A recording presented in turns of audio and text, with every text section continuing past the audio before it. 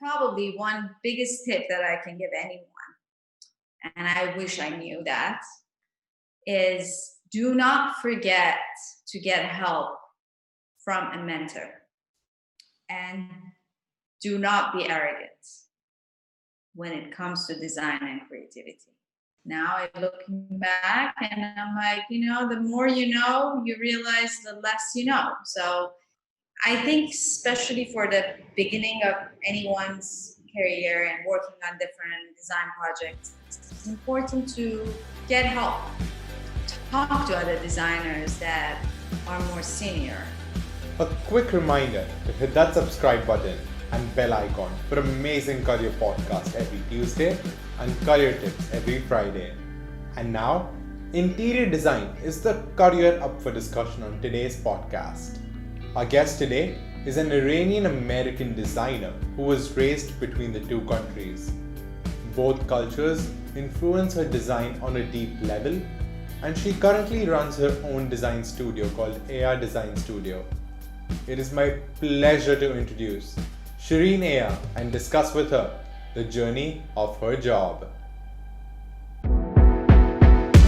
You are listening to The Career Show, a podcast that helps you find the right career and inspires you to follow your passion.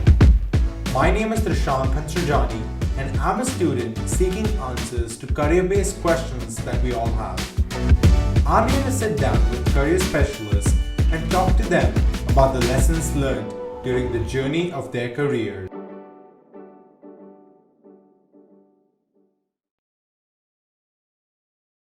Hey Shireen, welcome onto the show. It's a real pleasure to have you on.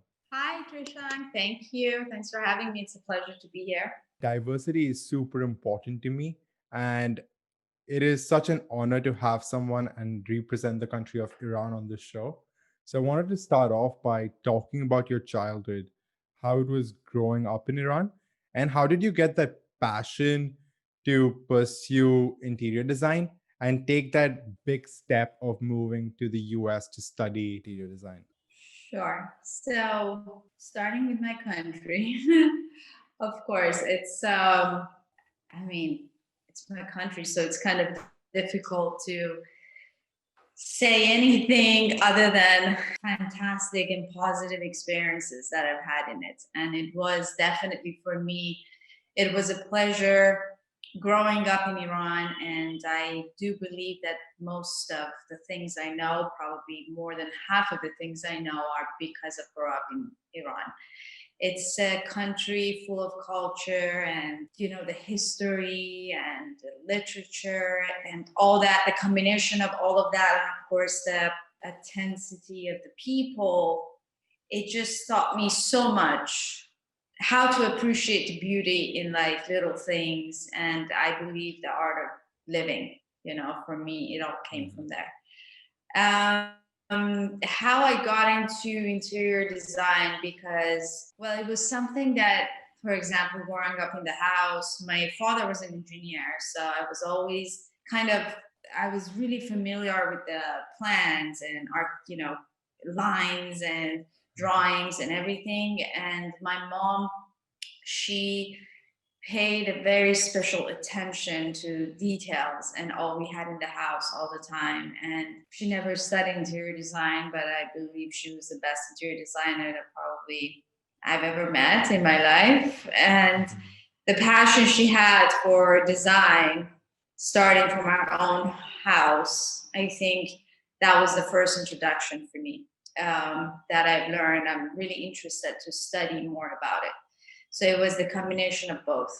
So going to the US was kind of like not a sudden decision. It was kind of something me and my sister would grow up with, because my father studied in the US and most of my family, they all live in the US. So we all used to travel every summer, spend summertime there, going to like summer school since I was a little kid in the US. So it was always a big part of our education, and I don't know, it was always kind of given that after we finish high school, it was a choice, but you can always go there for the land of opportunity. So the 100%. schools are better, and in fact, it was a great experience. I'm very glad that we did it, both me and my sister, and we had the opportunity to finish high school. And right after that, I moved to the US and I moved to California and I studied interior art. Super cool. Super cool. Great to hear about that culture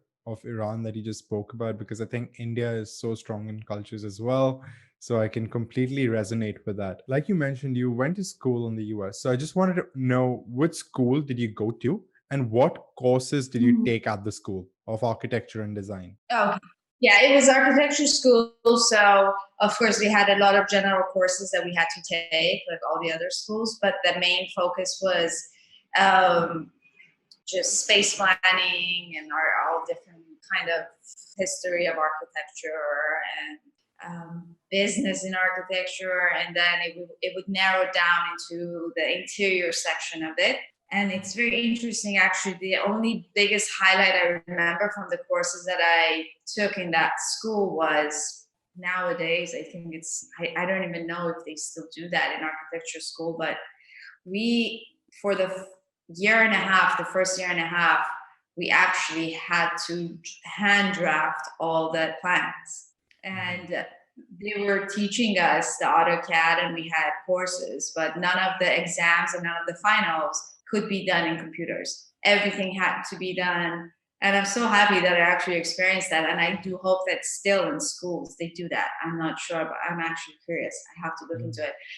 But I remember the roll of the papers that we had to hand draft everything, and we had the big drafting tables.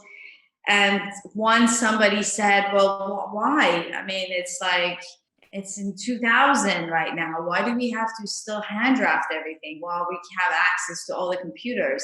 And he said, "Until you don't know how to hand draft anything, you can never, ever, ever imagine the plans in your head." Which, in fact, for me, until this day, if I want to do something, if I want to do space planning or design anything, I have to take my pen and paper first, and then I can transfer it to the computer. So that was and also the renderings, we had to hand render a lot of things. The markers that we had was very interesting. So yeah, I think those are the only courses that I literally really remember. Like everyone says, old is gold, right? So pen and paper are always the way to go. Yes. But Yes. you mentioned that you used AutoCAD and other kind of softwares. So I just wanted to understand what softwares are required to get started, or like you mentioned, just pen, paper, and pencil are enough for a student to get started in this field. Listen, right now, I mean, we're talking about almost 18 years ago. So it's been a while. I'm kind of maybe outdated to ask that question, Brum. I should probably ask you this question. But um, the softwares are updating every day and there are new things every day. And even myself, I'm trying to keep myself up to date, which is pretty hard nowadays, being busy with work and stuff. And because the speed of technology when it comes to architecture and renderings and all that, it's pretty high. But back in the days, yes, the basic was AutoCAD, and I believe the hand sketching is very, very important, and as it was, and to this day, every single company I've worked with or I worked for, and any other designers I've seen, the biggest and most important skill was hand sketching. Because if you're in a meeting and you're talking about an idea, other designers usually in my field, they don't want to hear about the idea. They're like, okay, show me, So you got to be able to take out your pen and draw something, do something so they can imagine it. But yeah, that was the basic, of course, and the most important. But AutoCAD is the key. But nowadays there's Rhino. There are so many different softwares that depends on the firm people work on. It depends on the schools. Yeah, many things out there. And since we are on the topic of school and studies, I also wanted to understand, is it necessary to go to design school or architecture school, or can a student take some courses online and get started with that? Of course, on the technical part, you do have to take, Mhm. either classes or school. I don't think it's really essential to put a difference between them Mhm. nowadays, especially because they're in so many positive ways. I'm very happy about that.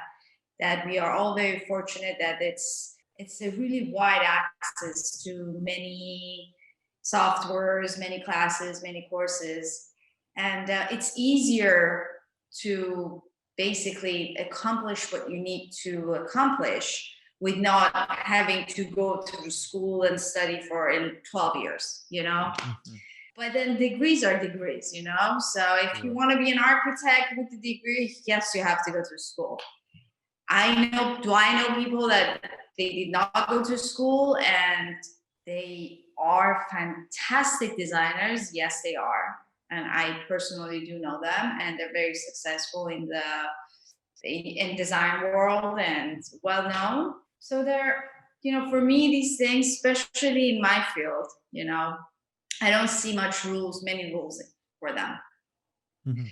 It's more about creativity and it's more about passion. Yes, you do have to learn about the technical parts, but sometimes you can go to school and you can come out of school know all the technicals, but if you don't have the passion, you can never create anything. So Mhm.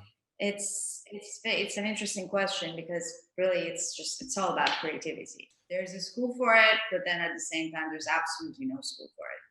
So I will get on to the creativity skill because I think that is super important. But right off Mhm. college, you joined Tony Chi and Associates, but you currently run your own design studio. Do you want to talk your Yeah, experience with both? sure. First of all, after Tony Chi, I've also, it's been a while. It's been 14 years basically, all the back and forths. It's working for any company in any studio in any firm.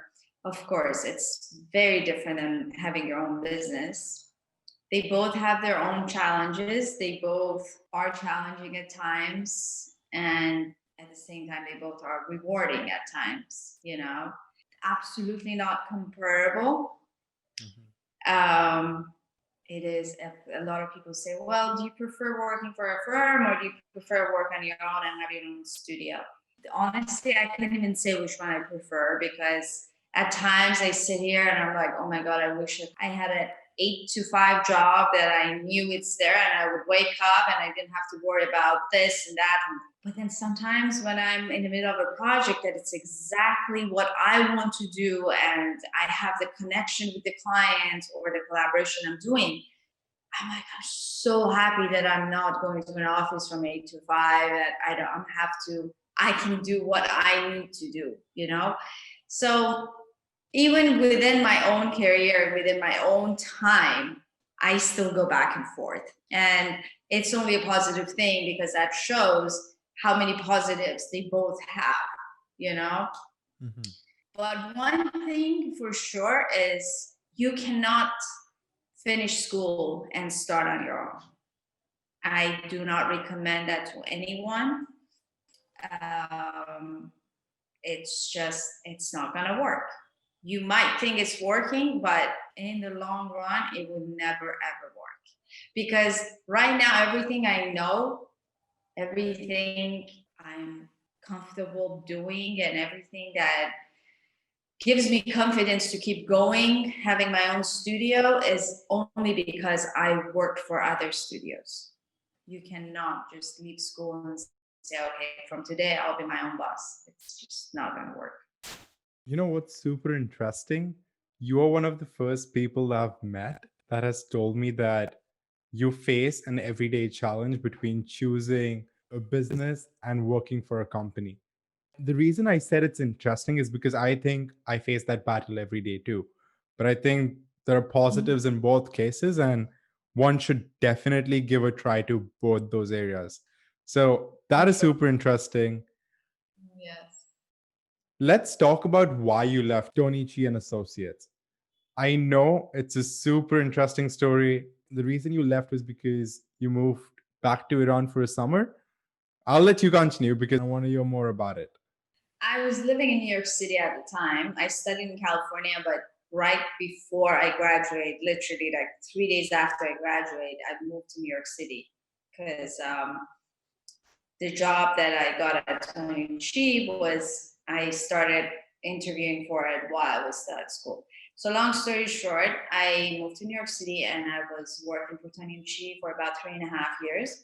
And one summer I got some vacation and I went to Iran to see my family. And um, by complete chance, I started traveling through a few villages and we had a trip to the desert, and there was no plan of not going back to New York City or quitting my job or moving back. There was none of those, it was just a trip to Iran. And while I was traveling, I happened to come across few artisans and of course a lot of handcraft works that was just breathtaking and they were magical. There was nothing new about them. I've seen them while I was growing up all the time in Iran, so there wasn't anything I didn't know. But then maybe because my appreciation for, you know, handmade or art or design was on a different level that made me realize, oh my God, these are so beautiful and these artisans working so hard to make this happen. And it was a sudden decision that I have to come back to my country and do something with these. At that point, I didn't know that it would be furniture. I had no idea what it would be, but I just knew that I have to leave New York City and I have to do something with this. And just like that, I went back to New York and I was very clear with my boss and I told them that this is what happened and this is what I need to do. They understood everything. So I also talked to my landlord. I gave up my apartment and I gave up my job and I could not be happier. I was so happy because I knew a new chapter is opening. Very exciting. Going back, a lot of people thought I'm crazy, that I'm in the peak of my career. I was getting promotions and everything, but then I had to do what I had to do. So I went back to Iran.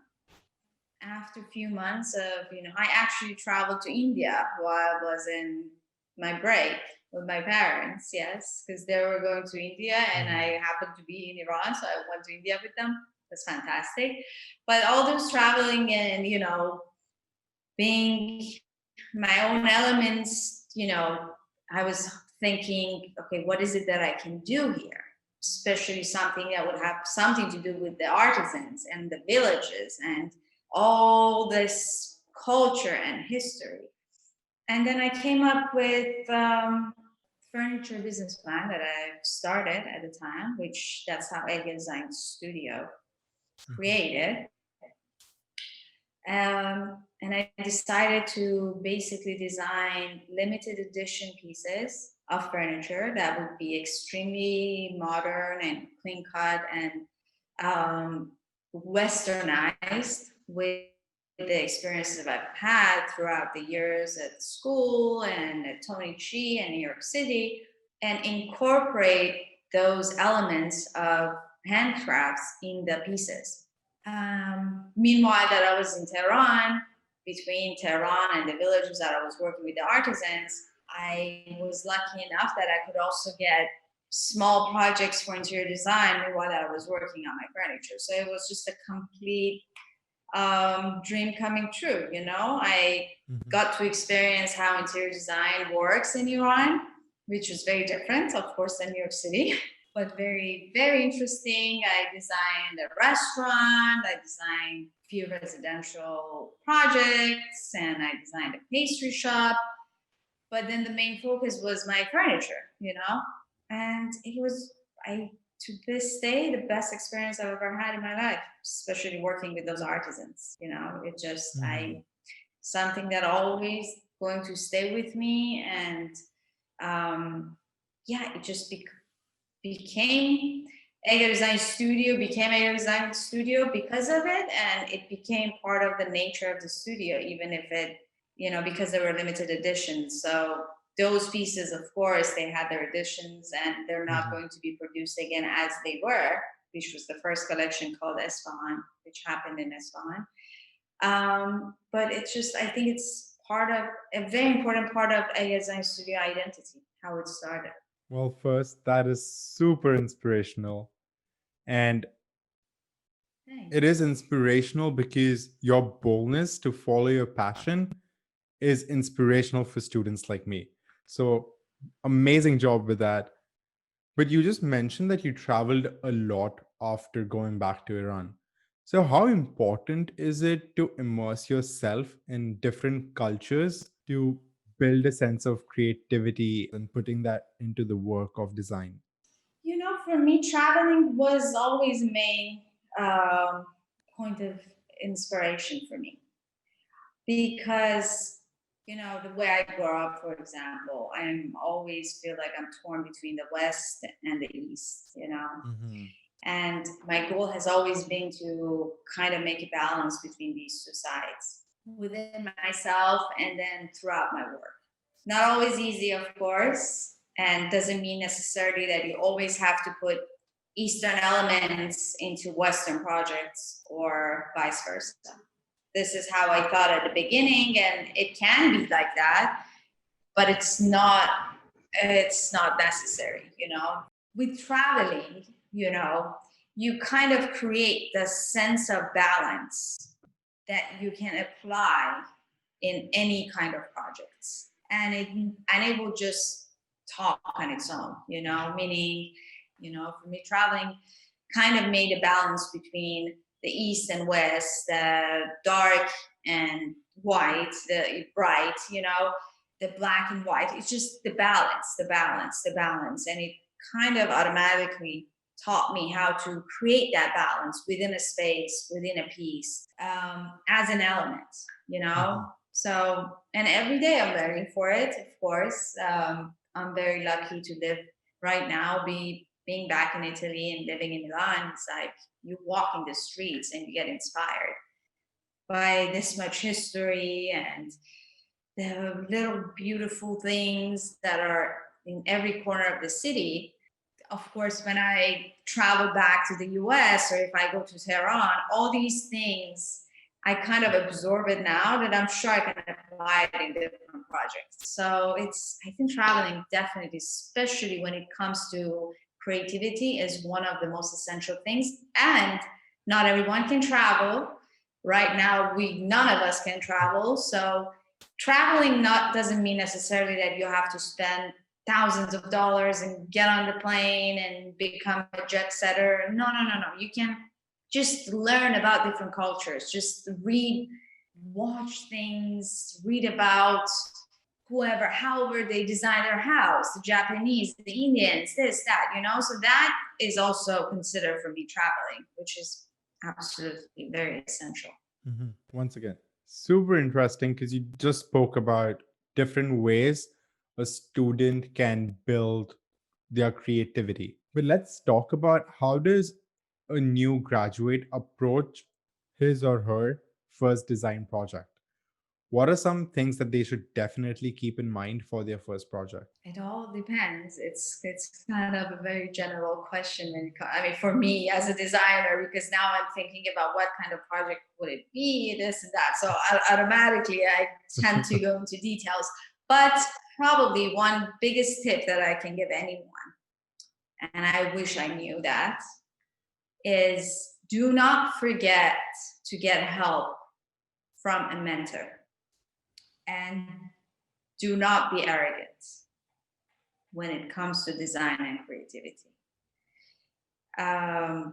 Perhaps I can say I was to some extent, and I wish I wasn't. Now I'm looking back and I'm like, the more you know, you realize the less you know. So I think especially for the beginning of anyone's career and working on different design projects, it's important to get help.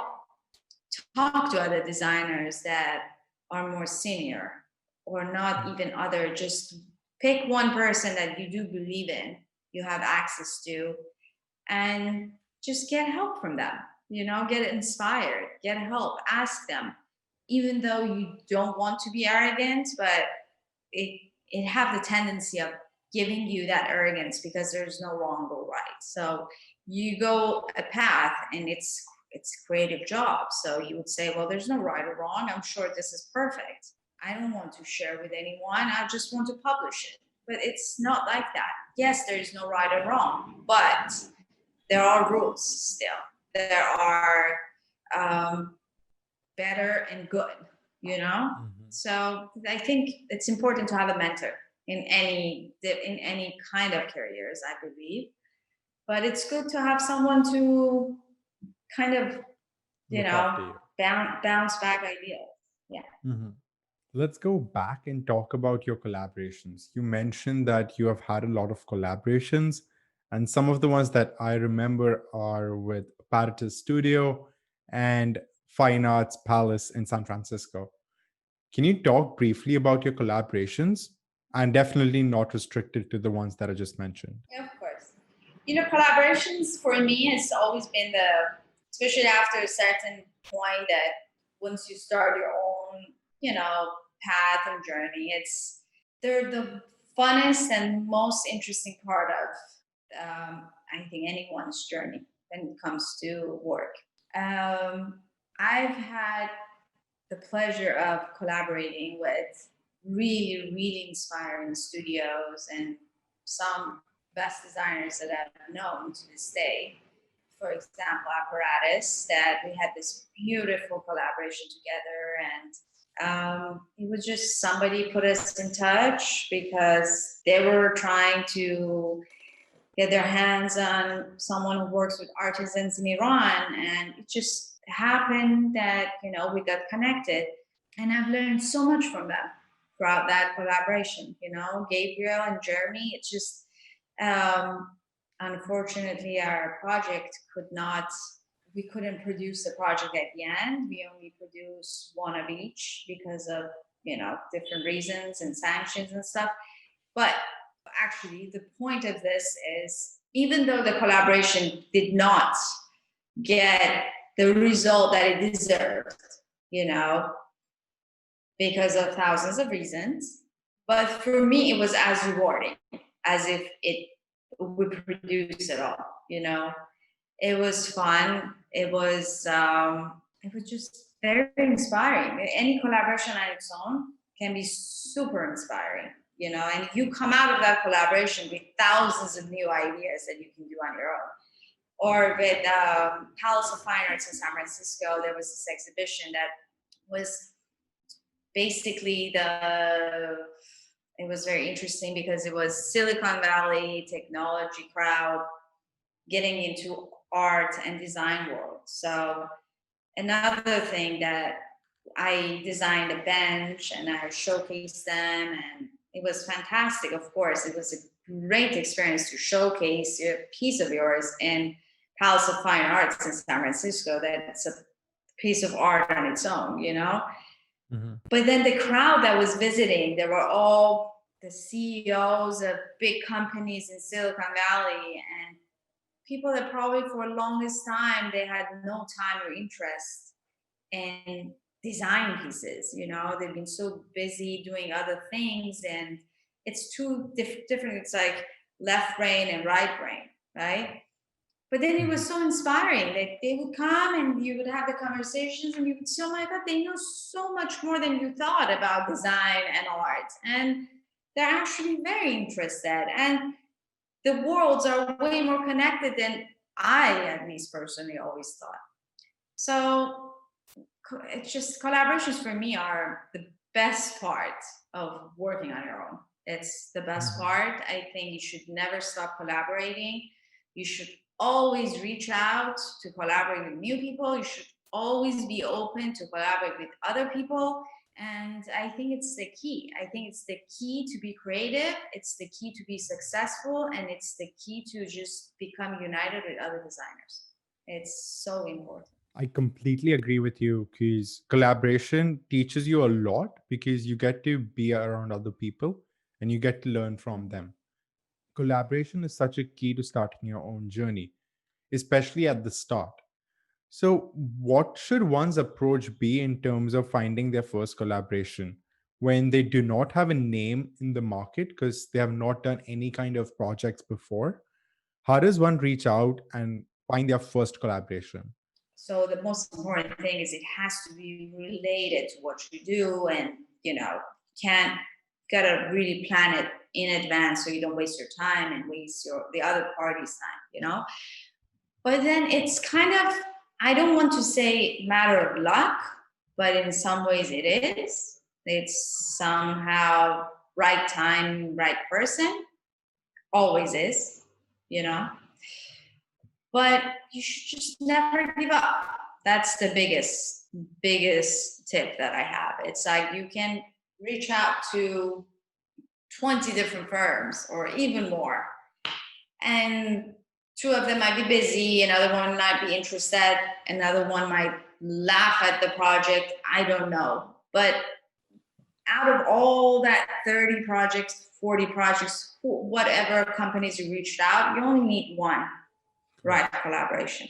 So you just keep reaching out to whoever that you are interested to work with, and the other thing is sometimes these collaboration might not turn out to be what you planned, might not be okay. There was a product exactly between you and that company, but you never know. Maybe something more creative will come out of it. Maybe they will ask you to. It's important to be open when it comes to collaborations. It's important to not being so fixed on your own idea, because isn't that all collaboration about? It's about just coming up with a common ground and start from there. So I just don't give up and don't be fixed on the idea. That's the tip for collaborations. So, fun fact, usually my last question of the podcast is an advice you wish you had received when you were starting off your journey. I know you answered this question just a couple of questions before. So I'm going to ask you again and see if you have another additional advice that you wish you had received when you were starting off. Is it bad if I answer you the same thing? Because it's so important. No, it's completely fine. You can stress on it. I think arrogance is such a dangerous thing at any point in career, but especially at the beginning, because you will burn bridges behind yourself. You would just lose opportunities that are in front of you. And again, I believe that the thing is, when I'm saying arrogance, I really don't mean that you can be completely non-arrogant person, but it's just the job, and what we do as creative people sometimes makes you arrogant. It made me arrogant, Mm-hmm. And I'm not an arrogant person, but I have to tell you, at times I did become arrogant because you just love what you do so much, and there's no right or wrong. You become, okay, this is it. This is it. And I tell you, it can be like a poison. So if I have one tip to anyone at the beginning of the career or at the middle of it, and it's something I tell myself every day, just be open to learn and don't be so fixed on the idea of what you have, because it can always be better. And on that note, thank you so much, Shirin. It's been a real pleasure to have you on. Same here. Thanks for having me. I think the biggest learning today has been don't be arrogant and find yourself a mentor when you're starting off. So, once again, thank you so much. I'm sure this is going to help a lot of future designers in architecture or interior design. I hope so. Thanks so much for having me on your show. I hope you enjoyed this week's career discussion. Let me know your thoughts in the comment section. Also, don't forget to like, share and subscribe. Your support means a lot.